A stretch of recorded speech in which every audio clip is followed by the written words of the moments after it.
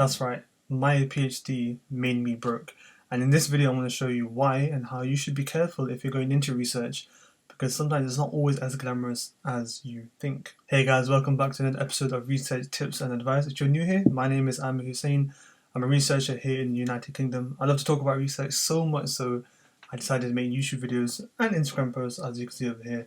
And today is actually quite a real and quite a raw topic because I'll be sharing how financially my PhD made it so difficult for me during my research journey and even post that journey.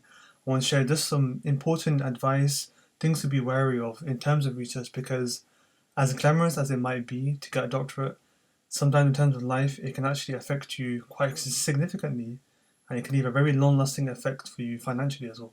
So that's what this video is all about. Just to give you a little snapshot as to how difficult it was for me during my PhD is I wasn't paid to do my PhD, so number one, it was already difficult. And even though I won quite a few awards, which I'm very grateful for, the prize money for the awards was used to pay for my bills the next month. That's how dire the situation was. And yes, I will say here there are many more very traumatic and unfortunate situations going on around the world, but I'm just here talking about my own PhD situation and how there's some things you need to think about before you're going into a PhD, and if you are doing a PhD, something just to be wary of before you finish. But just some disclaimers, it's not all doom and gloom. Despite what I'm going to be talking about in this video, I will still advocate research as an incredible profession, incredible career path. I'm just sharing this video so at least you are aware of the things to keep in mind. Because on this channel, I try to share all the tips and advice, all the experiences I've been through. They can be good, but they can also be bad. And this is one of those unfortunate situations that you need to be aware of. So you're not finishing a PhD and saying, right, why is it I don't have much money in my bank account? So that's something hopefully you can understand during this video. But here are some disclaimers just so you are aware. There are many people who go on to have very successful financial based careers after PhD. Some people have very successful YouTube channels and Instagram pages and other businesses that they've started during their PhD, and so money wise is not an issue. But this is a small minority, and I'm going to be talking about the majority of people who have a stipend or may not have a stipend. So stipend is kind of like a little mini salary for when you do your PhD, but sometimes that's not enough, and it can have a knock-on effect as you go further on. Now, I'll be sharing some short-term issues in terms of what happens when you do a PhD and how does it affect you financially, and also some long-term effects as to what happens after you finish your PhD and maybe even a decade after. But then, just to bring it home so it's not all doom and gloom, share some tips and advice that I've learnt post my PhD that I wish I could have done in my PhD that you can do, so you kind of avoid that kind of financial hindrance compared to other people who may have got jobs straight after their undergraduate or their masters. So whilst I'll be talking about the short-term effects and long-term effects, I'll be referring back to my own personal experiences so you are aware that this is a genuine real-life scenario. This actually happened to me or to many people around the world. So just so you're aware of how important these topics are and these points I'm going to be raising are, just so you know the full picture of the research life. It's not just about publishing papers, going to amazing conferences. It can be quite difficult, and financially is actually one of them. But let's go and crack on with the short-term effects as to what does a PhD do to you financially and how my PhD made me broke. So in terms of short-term effects, if you have a stipend in the UK, it's roughly around 15 grand a year. So you're looking at about £1,250 a month. Now that does seem like a lot, but a full-time income isn't somewhere near that. It's actually nearly double that potentially, or at least in the 20,000s. So even if you do get a part-time job, it sounds great. It's like, okay, I should have enough money for rent, for saving and everything else. But it's not just that, because the amount of time you have to invest in doing a PhD, yes, you can have a good work-life balance, yes, you can save, but you're not in full-time work, meaning you are still not going to earn a full-time salary. So already within your PhD, you're at a deficit financially. Yes, you're getting a PhD, but you're already at a deficit because you're not earning full-time, you're not earning a full-time wage. Now, in terms of other short-term effects, you can potentially have a very good part-time job. A lot of PhD students, they do demonstrating, they do some lecturing, they help out on open days at university, these all help, but they are not consistent income revenue streams. So they can't be matched to a full-time salary. So let's say somebody's finished a degree, they go into industry or they go into their profession, they're already earning a good full-time salary, and it's a consistent, sometimes it might be permanent, sometimes it might be a very long contract. That is very different to having a stipend that isn't classed as a full-time wage, that isn't permanent. And the reason why I'm mentioning this is, short-term wise, it is very difficult to save, it is very difficult to invest, and it's very difficult to apply for maybe a credit card, to apply for a mortgage. So maybe you want to settle down.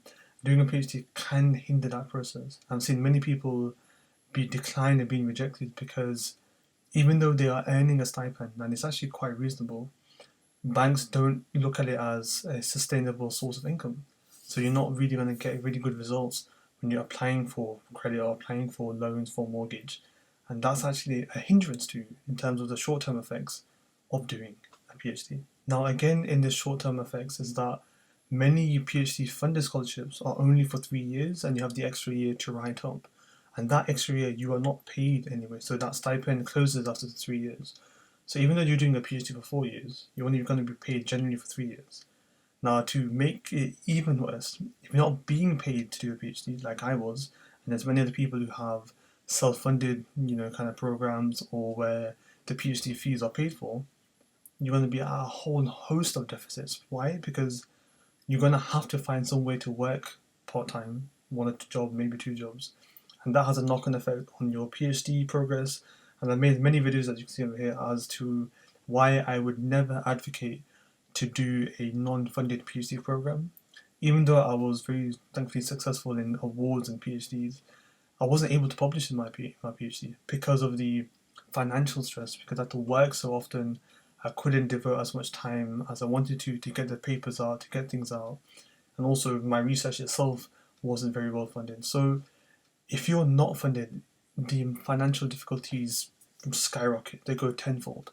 Because sometimes you have to borrow, sometimes you have to work elsewhere and pause your PhD. And it makes life a real mess. Now, dabbling into the sort of long-term effects. Now, they're very similar to what I mentioned in the short-term effects, but it's now understanding the significance of not being able to do one of these. Now, for example, let's say now you got person A, did an undergrad, now in industry, and has now been working for 4 years. You know, somebody who's did the undergrad, bypassed masters, for example, and did their PhD. Now, the long-term consequence is that for 4 years, you probably weren't able to save as much. You weren't getting a promotion, so you're getting a higher paid job. You weren't able to invest in some of the savings that you got. So when you finish your PhD, you can sometimes see yourself as 4 years behind financially. Now, somebody else might be saving up enough for a mortgage. So now you're 4 years behind trying to save up potentially. If you want to rent, great. But in terms of the financial, heavy payments that people get, rent, mortgage, credit card, whatever it may be, you're going to find it difficult. And what I mean by long-term effects, you're not guaranteed a job, a high-paying job that warrants your PhD after your PhD.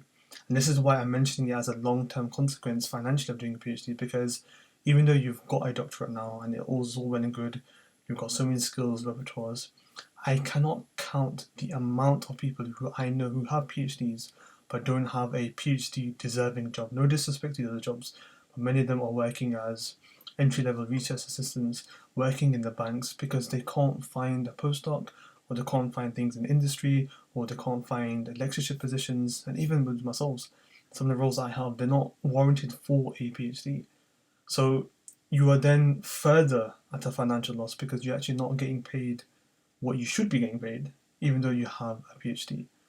Now, the long-term consequences of that as well is that 4 years of doing a PhD, not getting paid much.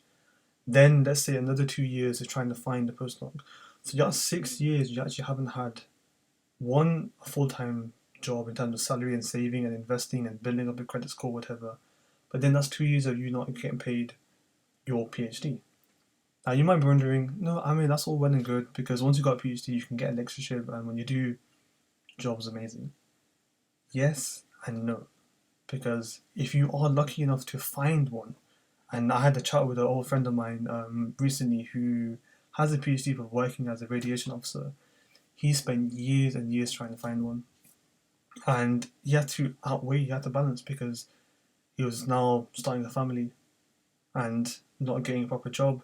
So do I have to abandon it and find something permanent and secure, even though I'm not getting paid as much as I should have, despite having a PhD? So back to the whole notion as I was referring to. If you do get a lectureship job, you can get more in industry, because we know that industries pay sometimes double of what you can actually get as a senior lecturer.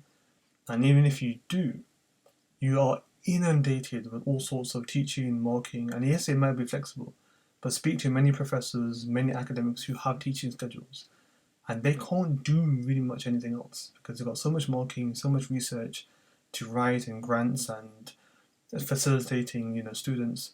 There isn't much time for other stuff. So maybe side hustles, maybe other projects. It can be quite difficult. So if you look at the long-term consequences, if you're not set in stone of getting a good PhD from a good university that might have a really good program that gives you a more likelihood to get a job at the lectureship industry, you're going to be quite at a deficit financially. So with all that said and done, it does seem quite daunting. It does seem like, why would you want to go and research anyway? And the tough question is, you don't really go into research for the money.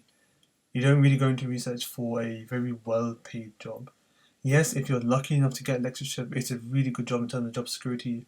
Very rarely do you see lectureships being made redundant. It's normally, unfortunately, other people. And so it's quite a secure job, but getting there is such hard work, so many years of work. And with all of those years of work, if you're looking purely at financially, you're better off getting into industry and going up that ladder. In terms of earning money, that's by far, and I'm saying, you can quote me if you want to, it is by far more financially understandable to go that route than the academia route. But what if you're like me, the fact that you enjoy research, you enjoy the lifestyle, you enjoy the flexibility, you enjoy creating new knowledge, contributing to new knowledge? How can you make it so it's not so financially a burden, or you're not so financially far away? So now in this segment, I'm going to show you some tips and advice and things to remember if you are thinking of doing a PhD, or if you've already started doing one. If you've already started a PhD and you're worried about kind of financial situations, the biggest thing that I always mention to get you more likely to get a job that's going to be very well paid as a postdoc or industry, you have to publish research. Whether it's a literature review, whether it's your research, make a great importance, schedule time, move things around. If you have to sacrifice things, do so, to make sure that you publish research before you finish your PhD. Because any PhD needed job will ask, what have you published? So to give you an idea, I won 2, 3, 4 different awards during my PhD, but they'll still ask, what did you publish? So no matter how good they may have seen me as a researcher, it's how many peer-reviewed papers you have as research articles or literature review. And even though I've mentioned this as good research progress, if you're looking at it from the financial point of view, publishing papers will increase your chances to get a very better, well-paid job. So please keep that in mind. No matter what job you do, you will have some time that you can invest. Especially now with the whole scientific community, Instagram, YouTube, TikTok, there's a lot of now social media accounts that are doing so well sharing advice, me hoping to be one of them, where you can use that as a platform to earn revenue by having paid partnerships, being paid by, great companies who are investing in research to use your audience as a way to share their products, and that's a way you're going to be earning. And that's a way to, receive back from all the effort you've made of making free content, sharing your experiences, being something really useful for people to follow. And that can be something that can be worthwhile. And I know a few people on Instagram who have earned quite a bit through, using Instagram and YouTube, who have made it a means of a revenue stream, because financially doing research is difficult. So keep that in mind as a side hustle, because no matter what PhD you do, no matter what program or studentship you have, there are also times where you can invest in writing. If you don't want to make videos, make videos. If you do want to make videos, whatever talents you have, whether it's tutoring, whether it's being a coach for a sports team, these are ways that you can make some financial improvements. So when you finish your PhD, you're not at such a loss. Now, for those who haven't started a PhD, think about what I've said, obviously with a pinch of salt. I'm not here to discourage anybody. My YouTube channel is here to encourage people to do research. On Instagram, again, if I'm following Instagram, please do so. But I want to be also really raw and authentic and objective in terms of the harsh realities of doing a PhD. So if you are considering doing a PhD, think about, okay, am I not getting a really good stipend? Maybe should I wait a year or so, work really hard, save as much, so I've got a good bank of money left when I start my PhD. Because sometimes when you finish undergrad, you're already in debt because of maybe student loans for most of us.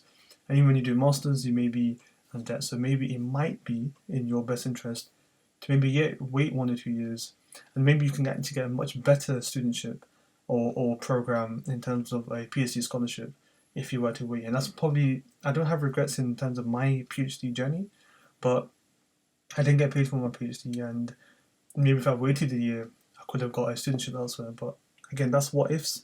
I could have been really, depressed or whatever. But in terms of the financial situation, what I'm hoping to try and understand is that if you don't have maybe much savings right now and you're worried about that, then maybe you might want to work for a bit of time before you enter the PhD journey, whether you are funded or not.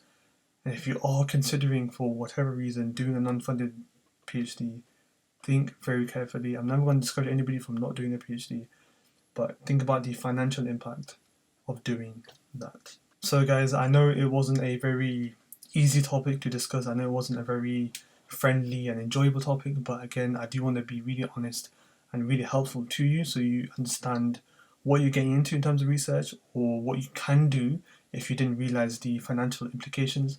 Because as students, as PhD students or postdocs, we also have to look at life in terms of research. It's not always about the data, the experiments, the papers, the conferences. There's also life as well that we need to keep in mind. And we don't want to finish our PhDs or go into one not knowing the bigger picture about life, because as much as we are all so passionate about research, there is more to life than just research. So let's keep that in mind. But if you did enjoy this video, if you had some comments about some financial tips you use or you want to share, do let me know in the comment section down below. You can email me at amir@researchtribe.org, or you can find me on Instagram, amir.phd over here. But in any case, I hope you enjoyed it. I hope you benefited from it. Please do tell me if you do. Do consider subscribing if you haven't done so already. But in any case, I shall see you in the next one. Take care.